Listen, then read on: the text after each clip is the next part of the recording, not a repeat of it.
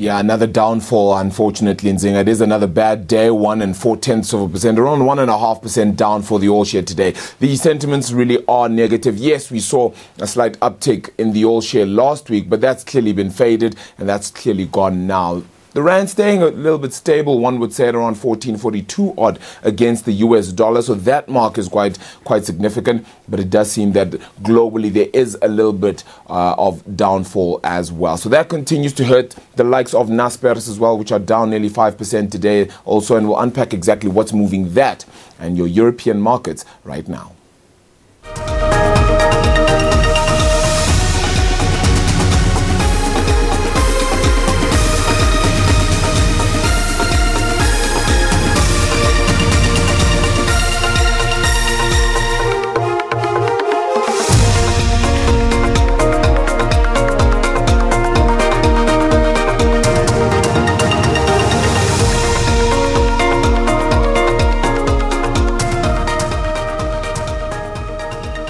Let's get into that market picture now. And as you saw a little bit there, a whole host of red. Gary Boyson, portfolio manager at Rand Swiss, joining me now as we unpack that whole host of red, not just locally though. It's not just the local sentiment. It's a global sentiment by the seams of things. Even though the US went up a little bit on Friday, we also went up on Friday, but today seems to be turning around.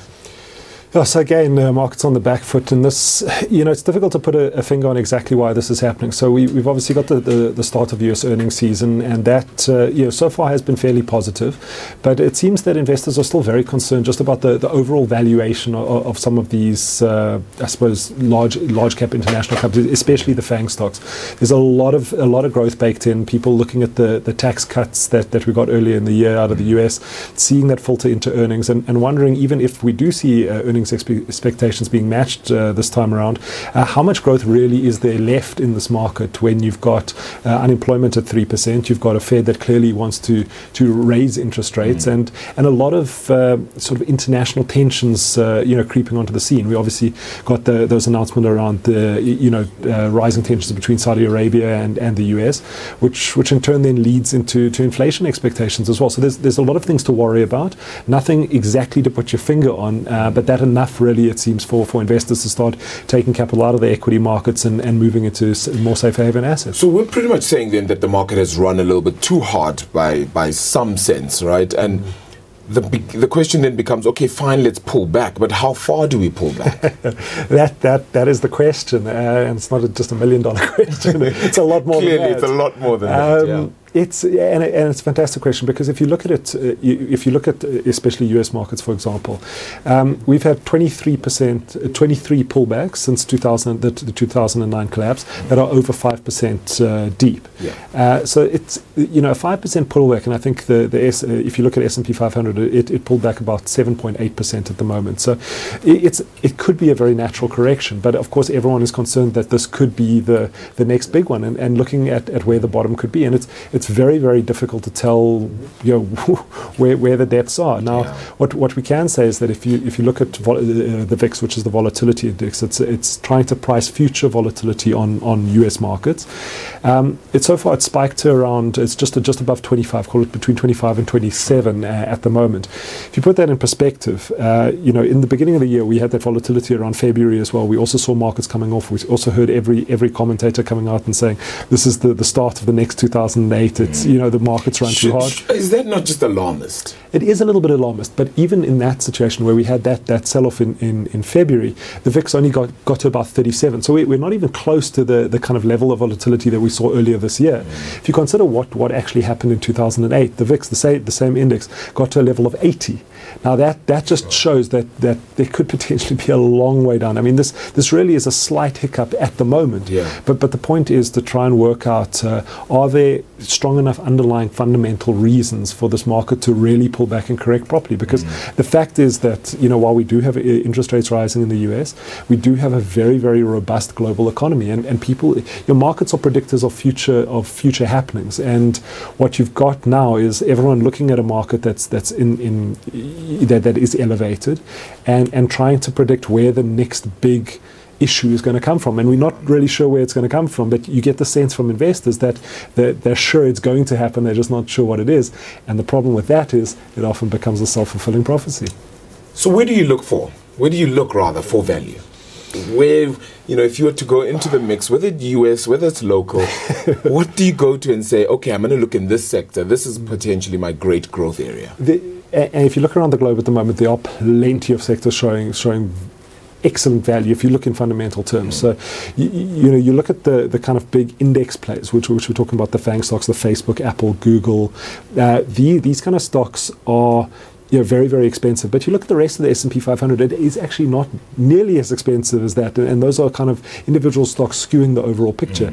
You look at a country like South Africa, sure, we've got problems. Sure, there is a risk premium inside South Africa for a number of reasons. But you look at if you look at it just in accounting terms, that some of these companies that even if they don't grow top line numbers at all, they're trading on, say, 2 or 3 times earnings. I mean, that literally, is saying that if we go and pay for stock, ordinary shares today, and this company survives for 3 years, in earnings terms, either that hopefully will be returned to shareholders via dividends or share buybacks, we should get all our money back in 3 years. I mean, that is a fantastic investment. But the point is that the overriding pessimism is keeping a lid on prices. So I think there's plenty of equity opportunity overall. It's perhaps not in those traditional safe haven investments that people are now looking to. That of course you must diversify offshore and go and buy the Vanguard S&P 500 because that's the best investment in the world because of the performance it's had recently. That's probably not where the performance is going to come from in future.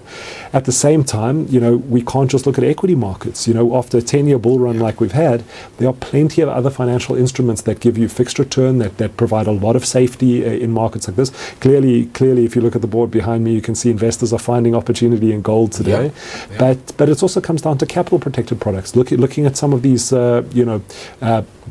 various terms on we're looking at corporate bonds at the moment as well. Like the systemic risk to some of these companies is very, very low, while the yields are actually very, very high. So there's a lot that investors can be doing. It just you've got to be a little bit more creative than going and buying an index at the moment. That oil price is very interesting, though. That's headed firmly towards $80 now a barrel, which would be a surefire sign for us. It's a great sign for us. A little more stability in the rand.